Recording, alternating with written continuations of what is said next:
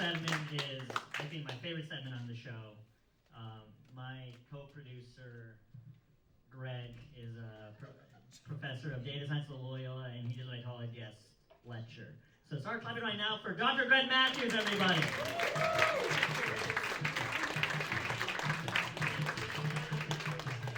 I like how Dia forgot my name there for a second. He was like, my co-producer, this guy.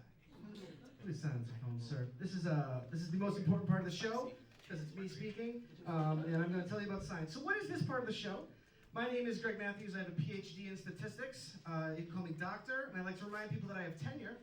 And so what I do is I like to take the topic of the show, and I do something with that theme that's related to statistics. So today's topic is epidemiology, so I'm going to talk a little bit about epidemiology from a statistical perspective. So now, you're probably wondering, Greg, you're a statistician. What kind of qualifications do you have to be an epidemiologist? And I thought I had none, but I found this article on Salon, and it says every white guy on Facebook is an epidemiologist now. So I'd like to list for you my qualifications to be an epidemiologist. I am white, I am a guy, and I am on Facebook a lot. So trust me, I'm actually an epidemiologist, and I didn't even realize this until I started researching this talk for this show. So you're in good hands learning about epidemiology. So what I want to talk about is SIR models. These are compartmental models. I'm sure the epidemiology people here have seen these before. Clap if you've seen SIR models before. Okay, maybe not. Maybe I am the epidemiologist and you are not. Maybe the Salon article is true. There's these models called SIR models, and they're this very basic form of something called the compartmental model, and it's used to model epidemics or pandemics like you guys remember the pandemic? You guys remember that? The idea here is that everyone falls into one of these buckets: susceptible, infectious, and recovered, and you move from susceptible to infectious with some probability, and you move from infectious to recovered, and the formula that this is run by is a series of differential equations, and it looks like this. And as I tell all of my students in all of my classes, if you don't understand this, you are stupid. She agrees. I'm an excellent educator. So this is a series of differential equations. Don't worry too much about it. The idea here is that you can model certain types of, you can model epidemics with very simple differential equations, and you end up with curves that look like this. Depending on what these parameters beta and gamma are, you get different types of curves. So the x-axis here is time, the y-axis here is the number of individuals in each of these buckets. The blue curve is the susceptible population. It drops as you become infected. The green is the recovered population, and that spike in the middle is the infected population, and this is the solution to that differential equation. All right, pretty simple stuff if you're not a smooth brain. That's a good insult. We need to use that more often. Okay, so then I was thinking, all right, I'm going to talk about SIR models, but this isn't serious science, it's a comedy science show. So then I was thinking about what's the funniest disease? What is the funniest disease? Does anyone know the answer to this question? Elephantitis. Well, I knew someone would say an STD. It's too obvious. Elephantitis, good answer, wish I had thought about it. But the correct answer is actually scurvy. Scurvy is the funniest disease. But then I didn't really know much about scurvy. I just know that pirates get it. And then I read a little bit more about it. And it turns out most people who get scurvy today are babies in the poor. So I can't really use this in a comedy show because it's sad. Unless the baby's also a pirate, then it's okay. I don't make the rules, I just follow the rules. Okay? But then I learned that scurvy's not actually contagious. You get scurvy apparently from not eating vitamin C. I had no idea. I'm not actually an epidemiologist or a doctor of any sort. So I needed to come up with a new disease. I needed to come up with something else. I need something that's contagious, and I need something that's fun. Does anyone have any idea about what a fun, contagious sort of thing might be? Everyone with their STDs. Funny diseases? Let's talk about STDs. Leprosy, rickets, great answers. I have a more fun answer. The answer is zombies. So I was like, oh my God, this is such a good idea. You can model zombification, if that's a word. You can model a zombie epidemic with an SIR model. There's a susceptible population, there's an infected population, and then there's this recovered population, or you could think about the recovered population as the dead zombies, right? But you can model this as a compartmental model. And then I went and did some literature review, because that's what good researchers do, and I found out that someone actually had written their thesis on modeling epidemics from zombies to Ebola. And so I was like, oh man, this is not an original idea. But you know what? It's only one person. But then I found this article about modeling zombies from 2009, and then this article from 2010, and then this one, and then I found another article from 2014, and another one, and then another one, and then another one, and this is the only one that has a good name, 28 models later. So good, such a missed opportunity for those other articles. But apparently it turns out, in the epidemiology literature, there is a huge amount of zombie modeling going on, and I had no idea about it, so I can't really use zombies. So I wanted to come up with something new. So what did Isaac Newton say? If I have seen further, it is by standing on the shoulders of giants. And so what I'm doing tonight is I'm standing on the shoulders of the giants who modeled zombies with SIR models, and I'm going to push the envelope. I want to model other fake important diseases. Does anyone know what I'm talking about? I'm talking about, of course, cooties. There is no literature on cooties, and so I am pushing the envelope of epidemiological research by modeling cooties for the first time. I'm actually going to write this paper and see if I can get it submitted somewhere. So we have these disease models, SIR, but the problem with this SIR model is that the susceptible population is one group and the infected group is another, and the susceptible population can be infected by anyone in the infected group. But what do we know about cooties? You can't get cooties. If I'm a boy, I have to get cooties from a girl, and if I'm a girl, I have to get cooties from a boy. So we need to push the envelope with these differential equations, and I spent quite a bit of time writing about this, but I've come up with the new differential equations, and these are the cooties differential equations for SIR models. Okay? This model assumes that if you're a boy, you can get cooties from a girl, and if you're a girl, you can get cooties from a boy, and each of them has their own compartmental components. But what's the problem with this? What's the problem with this model? It's June. It's Pride Month. Are we really going to have that model? No. We need a model that accounts for all of this, that all of the different kinds of sexualities. So we need a model. So now you have to have more buckets. You have to have boys who are attracted to girls, boys who are attracted to boys, bisexual. And so I spent even more time writing these equations. This is what I've been doing at work for the last month. Is thinking about these.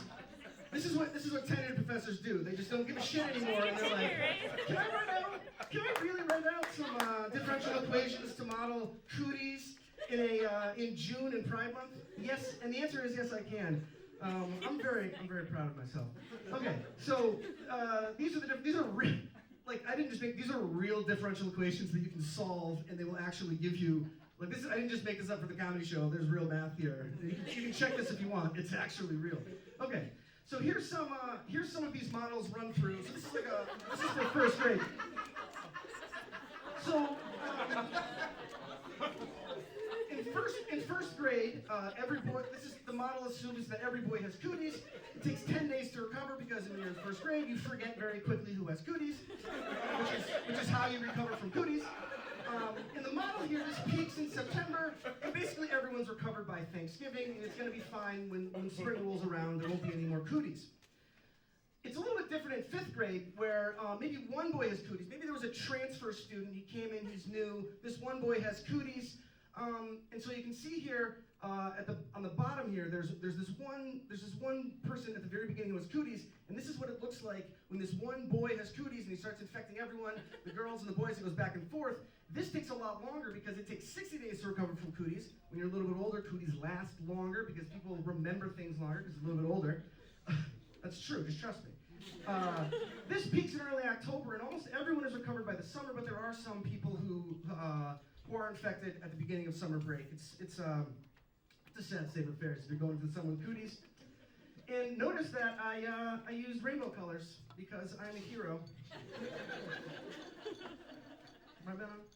I work with Mena, and she's disgusted with me. All right, what's next? So we can model the population, but what about specific events? So these are like population level models, but I want more accurate models. So I wanted to say, let's try to model things in a spatial component at a specific event So I'm proposing a second model where we use spatial distance between boys and girls. This is a real model of an event that's going to occur.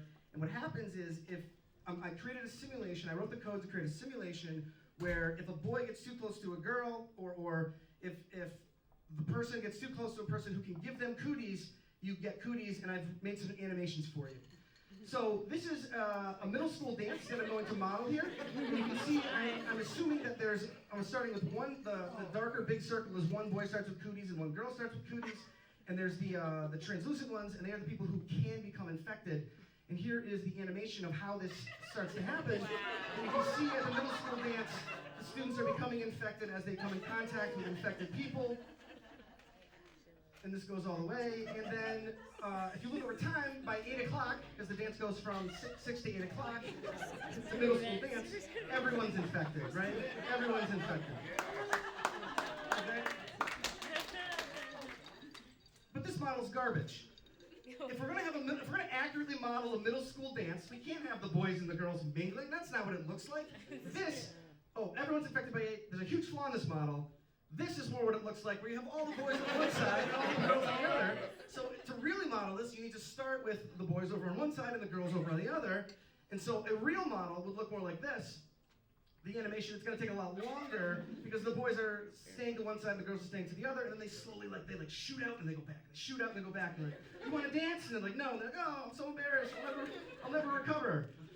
And so then, realistically at a middle school dance, it's going to look more like this. Not everyone's going to be infected because you're going to have, the wallflowers.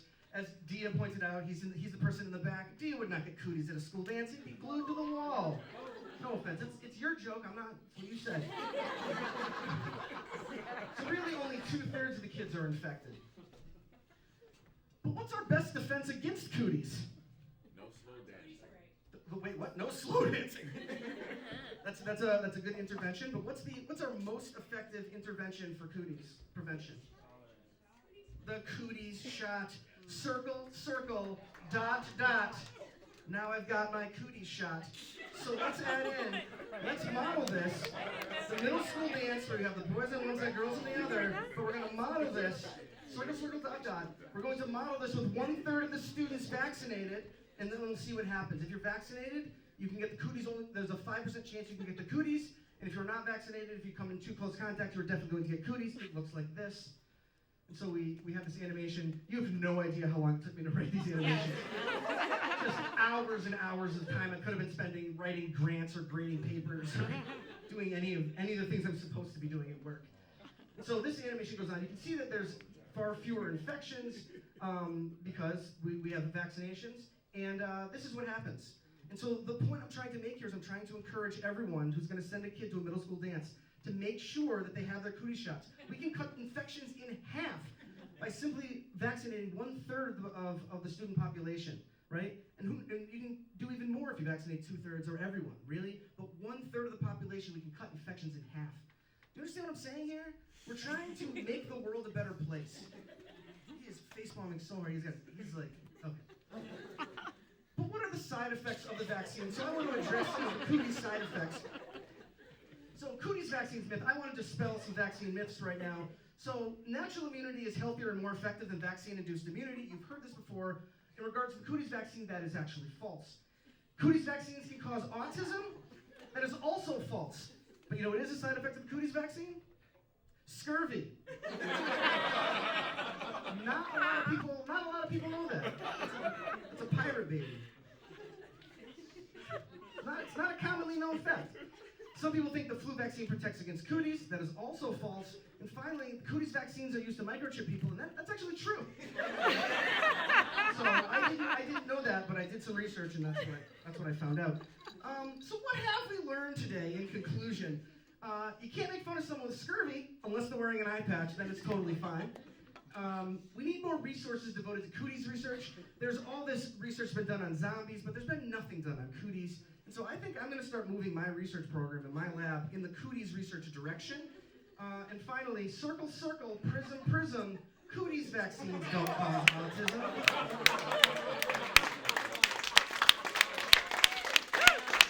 Follow the show on Instagram, follow me on the socials.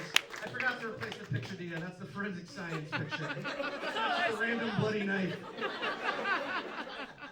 All right, thanks. I'm Greg. I'm Greg Matthews.